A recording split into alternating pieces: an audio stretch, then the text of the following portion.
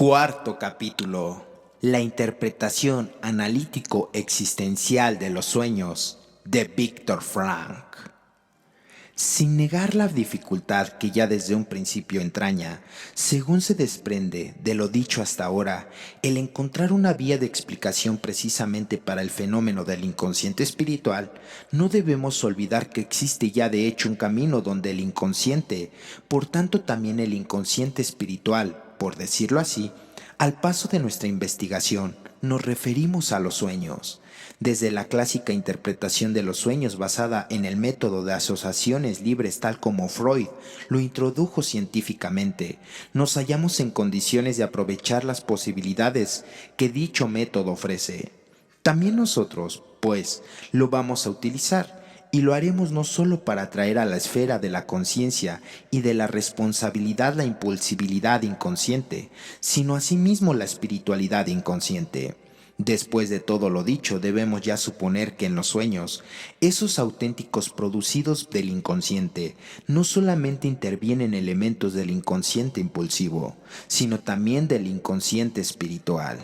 Pero si para llegar a estos últimos nos servimos del mismo método que Freud utilizaba para ir meramente en pos del inconsciente impulsivo, nosotros, que marchando por el mismo camino perseguimos otro fin, bien podemos decir al respecto al psicoanálisis: caminamos juntos, pero marcamos el paso por separados.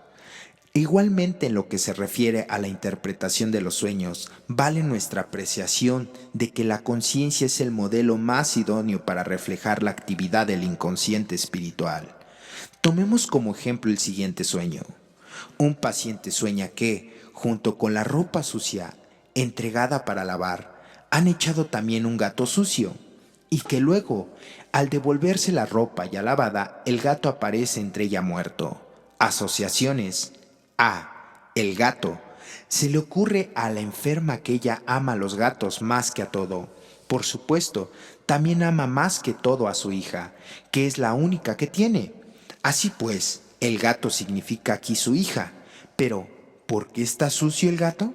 Esto se explica en cuanto oímos declarar a la paciente que últimamente la vida amorosa de su hija ha sido objeto de numerosas habladurías y chismes en el vecindario. Así que de hecho, a este respecto, se sacaron a relucir los trapos sucios.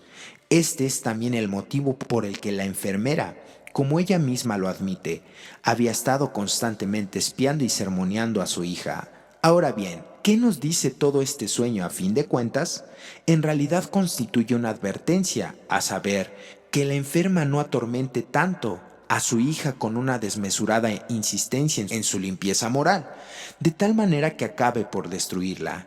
El sueño viene, pues, a dar expresión a la voz de aviso de la propia conciencia. No acabamos de ver por qué razón habríamos de renunciar a esta posibilidad tan sencilla de explicar los sueños en todos los distintos elementos para atenderlos en cambio a la idea preconcebida de que tras ellos también necesariamente han de encerrarse contenidos de sexualidad infantil. Más bien, pretendemos dejarnos guiar aún frente a los datos empíricos del inconsciente espiritual, por la gran virtud del psicoanálisis, a saber, la objetividad. Pero exigimos dicha objetividad no solo por parte del analizado, sino también del analista. Reclamamos no solo el objeto investigado, una probidad y sinceridad incondicionales, sino igualmente del sujeto investigador una imparcialidad incondicional que no le haga cerrar los ojos en lo que se refiere a los hechos de la espiritualidad inconsciente. Vemos ahora otro sueño de un nuevo paciente. El enfermo da cuenta de un sueño que se le repite constantemente a intervalos relativamente breves, incluso a lo largo de una misma noche. En este llega a reaparecer una y otra vez como una especie de sueño en cadena. Sueña que se encuentra en cierta ciudad extranjera y que allí intenta llamar por teléfono a una determinada señora, pero sin llegar nunca a conseguirlo. Sobre todo lo que no logra establecer la comunicación, porque el disco telefónico es demasiado grande y está dividido en 100 números, de tal modo que le es imposible componer el suyo. Al despertarse, el paciente observa que el número que quería marcar en el sueño solamente se parece a algo al que aquella señora tiene en realidad.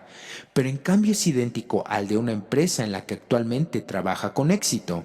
Comentando el sueño con el que el paciente resulta que éste es compositor de profesión y que durante el tiempo en que estuvo realmente en aquella ciudad que aparece en el sueño se hallaba ocupado en un trabajo de composición que le satisfacía mucho. Se trataba de una música de contenido religioso.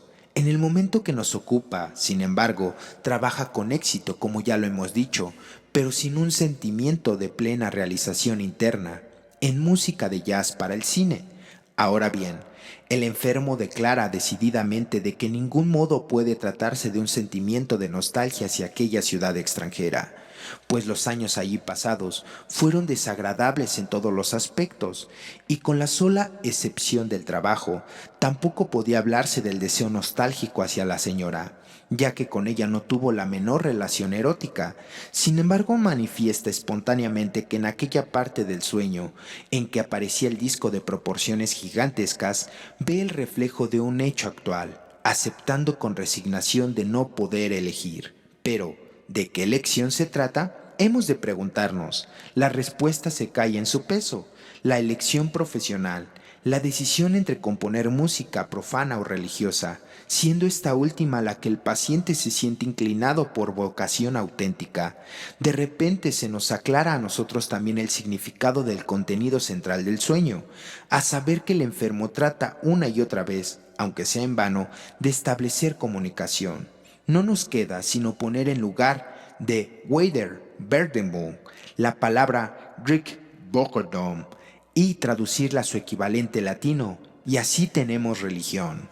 Como vemos en este sueño, no se trata de ningún toque de advertencia dirigido al durmiente, como era el caso del sueño anterior, sino que aquel sueño figura un reproche que el enfermo se hace a sí mismo.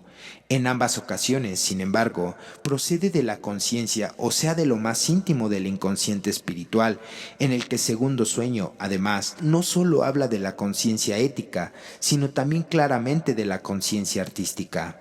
La persona problemática religiosa que aparece en este mismo sueño, precisamente como contenido concreto de la espiritualidad inconsciente, puede también naturalmente presentarse de modo más claro y directo en otros sueños, es decir, no como problemática religiosa latente, sino manifiesta. Prueba de ello es el siguiente ejemplo. Un paciente sueña que su padre le entrega sacarina, pero él la rechaza, añadiendo orgullosamente la observación de que antes bebería el café o el té amargos que endulzarlos con su susadenio. A entregar, el enfermo asocia entrega con transmisión, literalmente tradición. Ahora bien, comenta, lo que mi padre me ha transmitido es la confesión religiosa a la que pertenecemos. Las demás asociaciones resultan de los siguientes hechos acaecidos al paciente con anterioridad al sueño. La tarde anterior había leído en una revista un artículo que reproducía el diálogo entre un filósofo existencialista y un teólogo. La argumentación del filósofo le pareció bastante plausible y sobre todo le impresionó mucho el rechazo por parte de dicho filósofo de una religiosidad que consideraba existencialmente falsa. En concreto recordaba la parte del diálogo en el que el filósofo se negaba a huir a un reino de fe o a un reino de sueños, y exclamaba: ¿qué vale el motivo de desear ser feliz? Lo que nos importa es la realidad. También aquí, en estado de vela, se da por consiguiente un rechazo de algo falso, pero sigamos oyendo al enfermo. Esa misma tarde le fue dando también por oír la radio un sermón que de alguna manera sintió como consuelo barato o como algo dulzón. Si ligamos ahora esto al hecho de que en un pasaje del artículo mencionado se formulaba también la pregunta: ¿qué sucede entonces si en el mundo se pierde el gusto? Comprenderemos sin dificultad por qué conexiones asociativas se vincula lo falso de modo selectivo con la esfera del gusto, y por qué razón es especialmente elegida como imagen onírico-plástica una sustancia edulcorante falsa, la sacarina. Se ha de sustituir al auténtico azúcar. Finalmente llegamos a apreciar con toda claridad esta elección del símbolo, cuando nos enteramos todavía de lo que sigue. Nuestro paciente lleva consigo, a la manera de un talismán, cierto símbolo religioso que corresponde a su confesión transmitida, y para calumniarlo, a las miradas de los extraños lo que lleva dentro de una cajita de madera en que su origen servía para contener sacarina. De nuevo en otros sueños tropezamos, dentro de las manifestaciones del inconsciente espiritual, con la problemática religiosa personal, y no solo, como en el último sueño que hemos comentado, en lo que atañe al respecto profesional, sino también dentro de lo confesional, especialmente a lo eclesiástico institucional. Como comprobación empírica de esta última posibilidad, permitásenos alucir al siguiente sueño de una enferma. La paciente soñó: voy a la iglesia de Alcer. A esto ella asocia: cuando me dirigí a casa del médico, pasé junto a la iglesia de Alcer y, repetidas veces, pensé que estaba caminando hacia Dios, pero no por la iglesia, sino en cierta manera por medio del tratamiento psicoterapéutico. Mi camino hacia Dios pasaba de algún modo por el médico, aunque, es verdad, al regresar de la consulta, volví a pasar por delante de la iglesia de Alcer. Mi camino a la casa del médico no es, pues, sino un rodeo para ir a la iglesia. El sueño continúa así. La iglesia produce una impresión de abandono, lo que significa: la iglesia está abandonada, es decir, la paciente ha abandonado la iglesia. De hecho, había dejado de ir a la iglesia. La iglesia ha sido completamente destruida por un bombardeo, el tejado se había venido abajo y solamente el altar ha quedado intacto. ¿Cuál es el significado? Las conmociones internas sufridas por la enferma durante la guerra no solo han ensanchado su espíritu, sino que también se han aclarado el campo de visión para fijarla en lo central de la religión. Desde el interior se ve brillar el cielo azul y el aire circula libremente. ¿Cuál es el significado? Las mencionadas sacudidas internas han liberado su visión, abriéndola a lo supraterreno. Pero sobre mí veo aún restos de tejado y maderas que amenazan derrumbarse, lo que me produce temor. Interpretación: la enferma tiene miedo de una recaída, de quedar sepultada o cegada de nuevo. Continúa diciendo la enferma, y salió huyendo hacia afuera, por cierto, algo desilusionada. ¿Cuál es el significado? De hecho, en lo tocante no solo a su confesión religiosa, sino también al respecto eclesiástico institucional de la misma.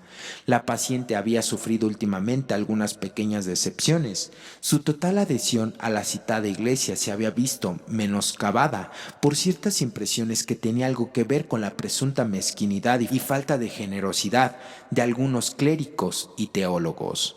El hecho de que el aspecto institucional eclesiástico perturbara a la paciente en el contexto de su problemática religiosa no nos extrañará ya en absoluto desde el momento en que nos enteramos de que la mujer es manifiestamente propensa a existencias extático-místicas. De ahí que sea también interesante investigar ese aspecto de su problemática religiosa aún en los sueños. Dicho de otro modo, tratar de averiguar a partir de sus sueños hasta qué punto intervienen también en ellos en esa faceta de la espiritualidad inconsciente de nuestra enferma. El siguiente sueño de esta última sirve de confirmación de lo dicho. Comienza diciendo: me encuentro en Tepaplanx, es decir, en el centro de Viena católica. Estoy en el pórtico tapiado de la iglesia de San Esteban. ¿Cuál es el significado de esto? El acceso al cristianismo le es todavía velado. Sigue continuando con el sueño. La catedral misma se halla sumida en la oscuridad, pero yo sé que es Dios que está allí. ¿Cuál es la asociación? De hecho, eres un Dios oculto. Continúa la enferma describiendo. Busco la entrada. ¿Cuál es el significado? Ahora busca el modo de llegar al cristianismo. Falta poco más de las 12. Ella lo mencionó, y el significado de esto es que ya es hora y el tiempo urge. Continúa diciendo: el Padre está predicando. El Padre está predicando dentro de la iglesia. A través de su tragaluz veo su cabeza. ¿Cuál es el significado? La persona de dicho Padre solo le transmite un fragmento de lo que representa. Sigue continuando la enferma relatando su sueño. Quiero pasar hasta adentro. ¿Cuál es el significado? Desea sustraerse a la persona para ir directamente a lo esencial. Continúa la enferma. Corro por estrechos pasillos.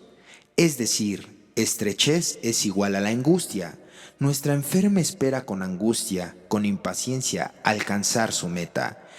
Llevo una bombonera conmigo. En ella hay una inscripción con las palabras Dios llama. ¿Cuál es su significado? Su vocación a una vida religiosa, esa meta a la que aspira tan impacientemente, y por tanto también el camino hacia ella implica la dulzura de la experiencia estático-mística. Continúa diciendo, saco la bombonera, un dulce y lo como, aun cuando sé que me puede hacer daño. ¿Cuál es la asociación?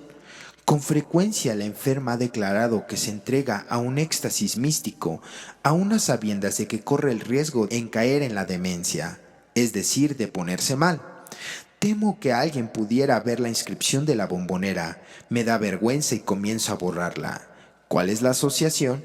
La paciente sabía que en su caso sería publicado y en consecuencia había hecho todo lo posible por impedir dicha publicación. Aquí nos topamos con un hecho de no poca importancia para ulteriores investigaciones, a saber de lo que religioso se encubre a veces pudorosamente. Sería un gran error, sin embargo, confundir tal pudor con una inhibición neurótica.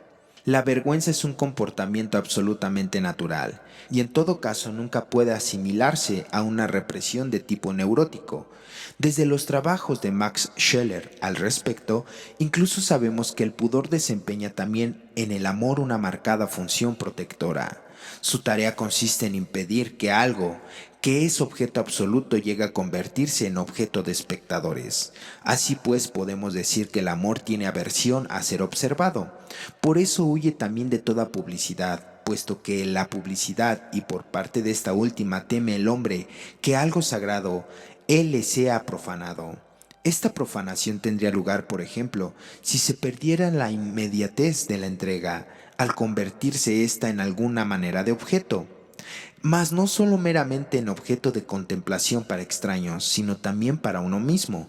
En ambos casos su carácter inmediato, original, auténtico y por tanto la existencialidad amenaza con desaparecer o transformarse con la facticidad de una situación observada por otros o por sí mismos desde afuera. En otras palabras, mediante la contemplación extraña o propia del amor, se deyoifica y elloifica. Exactamente, lo mismo parece también suceder con algo no menos sagrado para el hombre, mejor aún, con lo más sagrado que hay en él, la religiosidad. No lo olvidemos, la religiosidad implica, por lo menos en la misma medida que el amor, una verdadera intimidad. Es íntima al hombre en un doble sentido, esta en lo más hondo de él y, como el amor, se halla también bajo la protección del pudor. Aún la religiosidad auténtica se esconde de toda publicidad. Precisamente para seguir siendo auténtica se oculta para no traicionarse a sí misma. Ahora bien, nuestros pacientes suelen tener miedo de traicionar su experiencia religiosa íntima de dos maneras, tanto en el sentido de divulgarla, darla a la publicidad, como en el de hacerle traición. Esto último lo temen en cuanto no quieren que su experiencia íntima caiga en manos de alguien incapaz tal vez de concebirla en su ser propio, de comprenderla como algo propio de la persona, sino más bien de alguien que viera en ella algo impropio. Estos pacientes tienen miedo, por ejemplo, de que el médico a quien ellos revelan su experiencia interior intentase quizá desenmascararla con una sublimación en la libido o ponerla al descubierto como algo no personal, algo no perteneciente a la esencia del yo, sin el ello, o del ser impersonal. Solo de esta manera podemos comprender que por la última paciente a la que nos referimos sintiese una profunda aversión a salir el día a la publicidad como caso, y a que su vivencia religiosa se viera degradada en cierto modo al rango de una cosa. Tal aversión la encontramos naturalmente no solo en lo que respecta a publicaciones, es decir, no solo a que las cosas salgan a la luz propia, sino también a que puedan llegar a ser objeto de observación por parte de un público. Al decir esto pensamos en lo que nosotros hemos podido constatar en el ejercicio de nuestra actividad docente tocante a la psicoterapéutica. En nuestras clases los pacientes no son llevados a un aula, sino que la conversión tiene lugar en un recinto adyacente a las solas con el médico y ante un micrófono que transmite al aula lo que se habla mediante una instalación de altavoces. Los enfermos tienen, pues, al público no ante la vista, sino, por decirlo así, ante los oídos. El público es aquí, por lo tanto, un verdadero auditorio. De esta manera nada propiamente se expone a la vista, sino que en el caso que nos ocupa solo se permite que lo hablado sea escuchado por meros oyentes. Pese a todo, las declaraciones de la paciente siguen siendo en algún modo declaraciones para el público, ya que la transmisión del diálogo al aula se hace, claro está, a sabiendas suyas y con su consentimiento. Por supuesto, nos parece sumamente digno de atención el hecho de que los mismos enfermos, que ante las óptimas condiciones establecidas por nosotros para perseverar su incógnito y consiguientemente reducir al máximo su timidez e inhibiciones, se hayan dispuesto sin más a comentar, por ejemplo, su vida sexual más íntima, descendiendo incluso a detalles perversos. Esos mismos enfermos, decimos, empiezan a sentirse cohibidos en cuanto se toca la vida religiosa íntima. Así, durante una de las sesiones en una habitación contigua y ante el micrófono, preguntamos totalmente de improviso a un paciente por sus sueños. La enferma respondió a nuestra pregunta, para ella sorprendentemente reproduciendo el siguiente sueño. Me encuentro en medio de una gran multitud de gente, como en una gran feria. Todos se mueven en una dirección mientras yo hago esfuerzos por avanzar en dirección contraria. ¿Cuál es la interpretación? En el torbellino de la feria de este mundo, toda la gran mesa está unánimemente orientada en una dirección, precisamente está masificada, pero la enferma nada, por así decirlo, contracorriente. Sigue relatando la enferma su sueño. De alguna manera conozco la dirección en que he de avanzar, pues en el cielo brilla una luz que voy siguiendo. Esta luz se hace cada vez más y más intensa hasta tomar cuerpo de una figura concreta. ¿Cuál es el significado? Al principio la enferma solo conoce de modo vago y general la dirección que han de seguir sus pasos.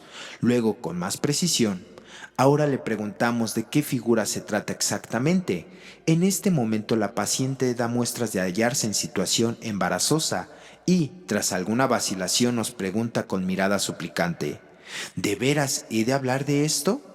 Y solo después de mucho apremio y persuasión se decide a revelar su secreto. La figura era Cristo. En sus sueños se veía impélida. Su inconsciencia se lo exigía a ir en pos a Cristo, a seguir su camino como cristiana. En este sueño no podemos hablar ya de una problemática religiosa propiamente dicha. Para nuestra paciente la religión, su camino religioso parece estar fuera de toda discusión. Por el contrario, en los sueños que antes hemos relatado de otros enfermos se daba una clara problemática religiosa. Esta se nos presenta de manera más o menos velada en cada caso según el grado en que la religiosidad del enfermo fuera manifiesta o latente. Por tanto, según que la religiosidad de los respectivos sujetos fuera para ellos mismos consciente o siguiera siendo inconsciente, según la medida en que se hubiera reprimido. Después de lo que hemos dicho sobre el carácter verdaderamente íntimo de la auténtica religiosidad, no ha de extrañarnos, ya que se pueda llegar a hablar de una represión, de dicha religiosidad, de un ocultamiento psicológico ante el yo consciente. Tampoco nos asombraremos si ocasionalmente tropezamos con sueños flagrantemente religiosos, aun en personas manifiestamente irreligiosas, pues ahora sabemos las razones profundas e íntimamente ligadas al ser, por las que no solo existe un líbido, inconsciente o reprimido, sino también una religión asimismo inconsciente o reprimida. Es claro, después de lo dicho al principio, que la primera de ambas cosas ha de atribuirse al inconsciente impulsivo, mientras que la segunda, en cambio, pertenece a su esencia al inconsciente espiritual. Mas esto es también un importante presupuesto para nuestras siguientes investigaciones.